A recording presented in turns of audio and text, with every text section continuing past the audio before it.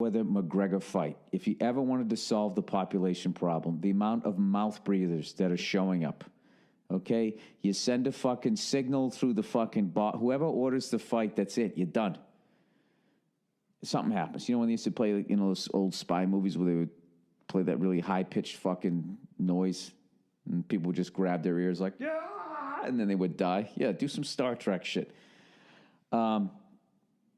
That's going to go down as one of the biggest fucking ripoffs of all fucking time, Mayweather-McGregor.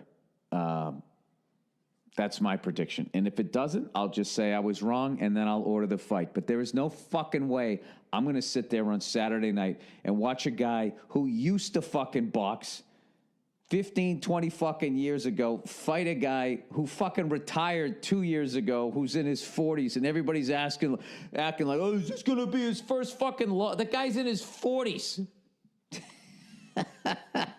He's been retired for 2 years. You remember when Jordan came back on the fucking Wizards?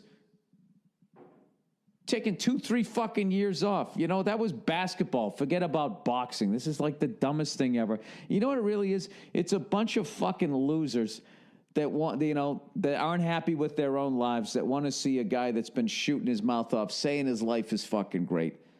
And they want to see him get knocked on his ass. And I'm so sick of people going, it's a spectacle. It's a spectacle. I'm tuning in for this spectacle. Why are you using that word spectacle, you fucking moron? Because everybody in sports has been saying this. So the amount of fucking mouth-breathing dopes that I've known, and I'm one of them, I've never heard them use the expression spectacle in my life. Now it's like, yeah, I'm watching it for the spectacle. It's a spectacle of sport. What does that mean exactly? A spectacle. You mean, is that like a fancy word for it's a fucking ripoff? These are the same people that would have paid fucking $60, the equivalent of $60 30 fucking years ago, 40 years ago, to watch Lyle Alzado fight fucking Muhammad Ali, which actually happened if you never looked it up. All right, spectacle. Let's look up the definition of spectacle. Spectacle, number one, something to stare at. Number two, a pay-per-view ripoff. No. A visually striking performance or display. An event or scene regarded in terms of its visual impact. I don't know. I don't know what's going on with sports right now, or that fucking league where they just take 3 people who used to be superstars and play 3 other people that used to be superstars. And what do you get out of watching that half-court of basketball? Confirmation that, yes, we are all going to die a slow death? I'm sorry. I'm really just being a Scrooge. Enjoy your fucking fight. I will not be watching it. I'm going to get out on the highway and drive like 80 miles an hour out here in L.A., and enjoy this city at the population that should be during that fucking fight. There's so many more constructive things that I can fucking do. And this, you know what it is? Is they're just doing this clearly for the fucking money.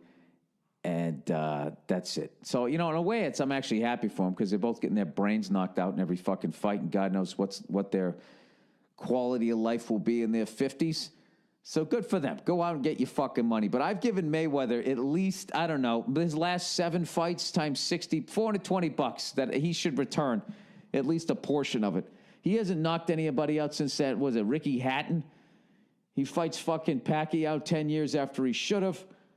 The guy shows up with the fucking injured shoulder. His singing voice is gone, and he just fucking, it's just, I don't know. All right, I've said my piece. You guys enjoy the fucking fight, and you text me your oh shits and whatnot afterwards.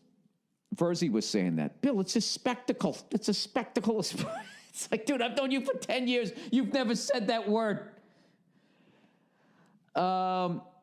Like they're above it. I'm just watching it. I know it's bullshit. I know. It's like, no, dude, you can't look away. That's what your fucking problem is. People who are getting it just because, it's going to be so fucking ridiculous, are the same fucking cunts in front of you causing a traffic jam because somebody's changing their tire on the side of the fucking road because they can't look away. And they were right behind all those other cunts screaming at them going, go, go, go, drive. And then the second they come up to it, they're sitting there fucking rubbernecking. Right there. I'm telling you.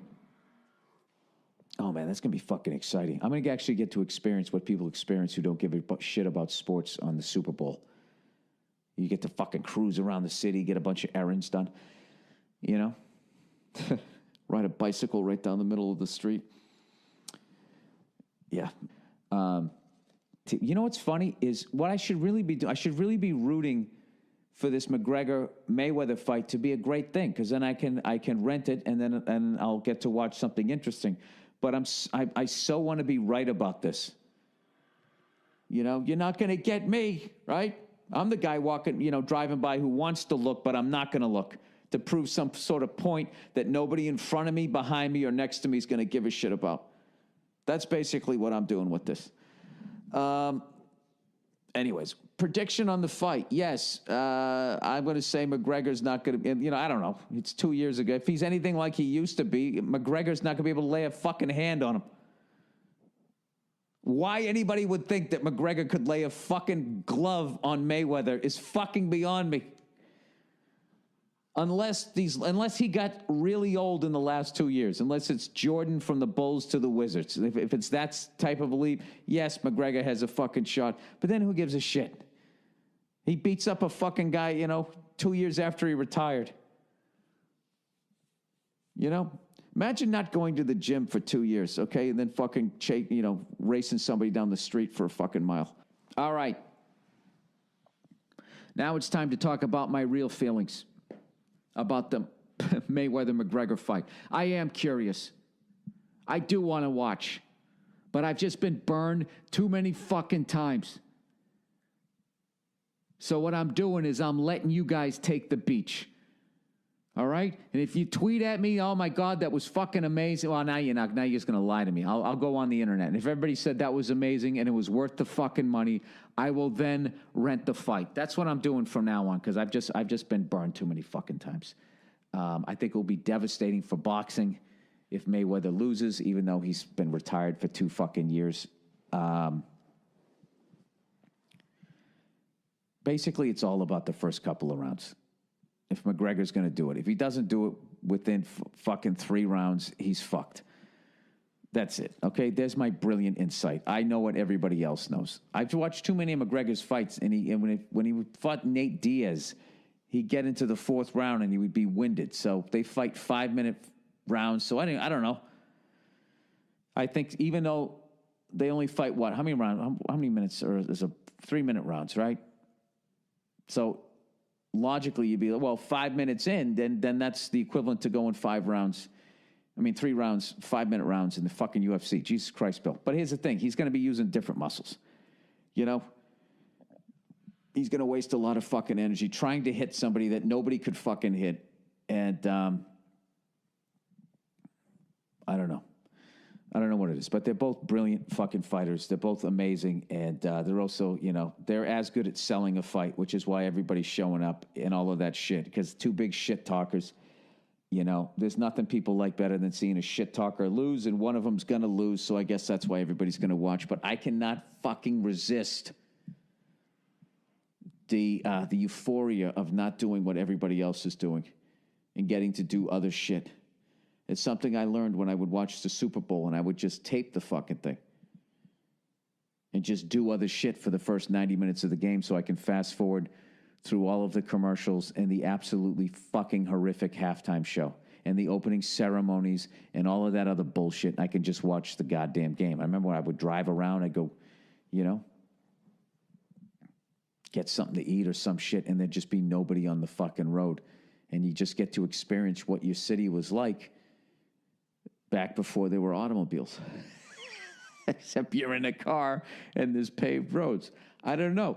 There's sort of a, I kind of understand a little bit like why people don't watch sports. I actually get it now. Like the amount of free time. And but the thing is you got to fill that free time up with like some healthy shit. Oh, this is like a nice yin and yang. Total negative. Now I'm going to go positive. Just imagine.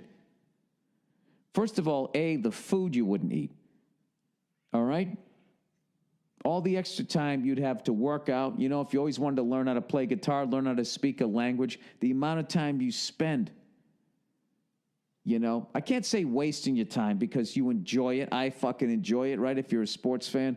But just think of everything that you could accomplish. Remember, like, one of the first times the NFL went on strike in my life. And when it would come back, you know, they showed a couple people on the news. Now, I don't know if they were lying or whatever. They were just like, yeah, man, you know, it was kind of cool to have, like, Saturday and Sunday in the fall to myself. I can hang out with my kids. I can go do some shit. I just don't give a fuck anymore.